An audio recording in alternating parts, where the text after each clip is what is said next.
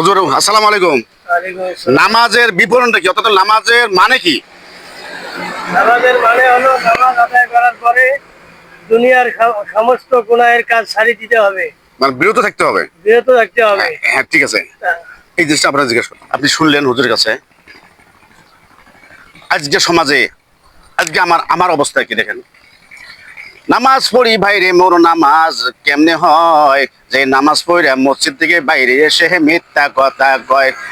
নামাজ পড়ি ভাইরে মোর নামাজ নাহি হয়, যে নামাজ পড়া পিতা মাতার সাথে কথা নাহি কয়।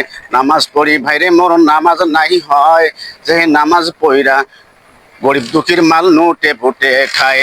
নামাজ পড়ি ভাইরে মোর নামাজ কেমনে হয়, যে নামাজ পড়া আলেম ওলামার সাথে কথা। নামাজ পড়ি ভাইরে মোর নামাজ কেমনে হয়, যে নামাজ পড়া আলেম ওলামাকে দেখিতে না পায়।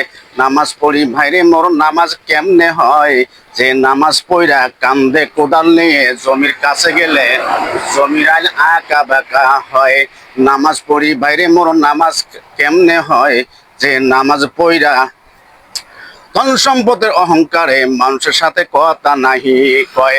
নামাজ পড়ি ভাইরে মোর নামাজ কেমনে হয়, যে নামাজ পড়া আল্লাহর দিনের দিকে বাঁকা চোখে চায়। নামাজ পড়ি ভাইরে মোর নামাজ তারে কয়, যে নামাজ পড়িলে আল্লাহ রাসূল খুশি হয়, সেই তো নামাজি কয়। দর্শক শ্রোতা আমার, দয়া করে শেয়ার করে দেবেন। কথা বাস্তব যদি হয় শেয়ার করতে হবে।